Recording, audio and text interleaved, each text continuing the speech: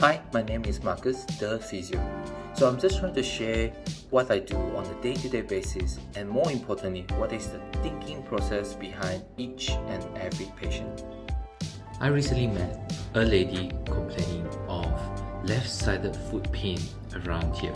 So she's a fitness enthusiast involved in weightlifting, yoga, and running. However, she realized that something is not quite right anymore with this left leg pain. First, the pain is sharp. It shoots down the leg into this particular area here. She realized that she can't balance on this left leg altogether now. And in the morning, when she wakes up, she feels the whole leg getting numb.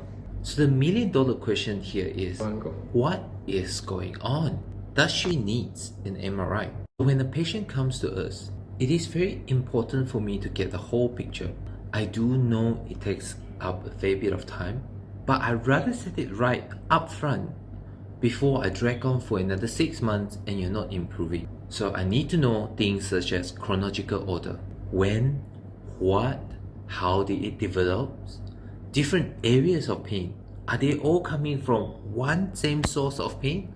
Or are they coming from different sources as the body starts compensating? So if we look at her, she has an area of pain on the outside here. And this pain is unbearable. It can be sharp shooting down into the leg.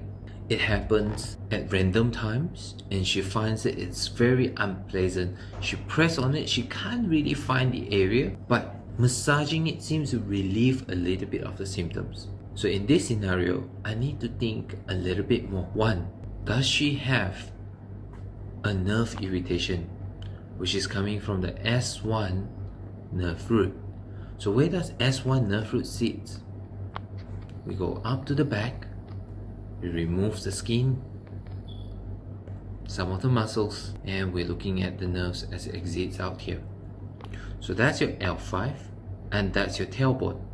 Alright, so we come from the front, the nerve exits out here, that is your S1 nerve, that's your L5 nerve, and then they merges into what we commonly know as your sciatic nerve. When we're dealing with nerve pathology, when we're assessing it, we will find that the areas is sensitized over the skin area that I've shown here.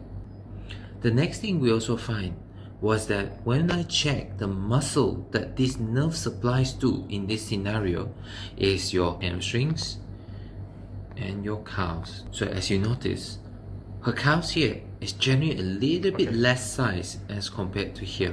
When I tested, she couldn't recruit her calves altogether. Her hamstring is tested for weaker. Next, I did a tendon reflex on the S1, on the Achilles tendon. It is a bit diminished, but that's almost equal on both sides. So it is very, very common in a scenario like this that we need to worry about where is this nerve being irritated. So it can be irritated around the lower back area, or it's irritated further down into the leg area here. So we might have an entrapment of the nerve somewhere around this area on here. However, if it's mainly here, you would have symptoms that probably start somewhere here and below, not the whole leg. So that already tells us we're not dealing with something just in this pathology. So if I were to conclude this story, is that likely she has muscular wasting secondary to the nerve irritation in these areas here. Therefore, she's relying on other groups of muscles. So the other groups of muscles are supplied at the base of the foot here, the side of the muscles here. Other groups of muscles are coming in to help her. Therefore, she overloaded the feet muscles here, the tendon muscles here. All these are working to compensate for a weak calves. So I acknowledge nobody wants unnecessary scans or surgery if possible. But if there is a suspected pathology that can lead to the progression that is negatively directed without any medical intervention, then it is important to get to the bottom of it. I put her case under my monitoring list. If I don't see an improvement in 2 weeks despite intervention, I will be referring out to a neurosurgeon for MRI investigation. Even if the outcome is a non-surgical management, at least it will shed a better light for what am I dealing with. So for now, we mobilize the lumbar spine. So we loosens up this particular area here. Do you know she doesn't feel pain in the back? This is another classic sign of nerve roots. You can have pain in the legs or in the foot in this scenario, but not in the back until I provoke it and push around here. You usually say, hey, I didn't know I've got something wrong around my back. And because we're dealing with nerves, she needs to move the muscles that is being supplied by this particular nerve.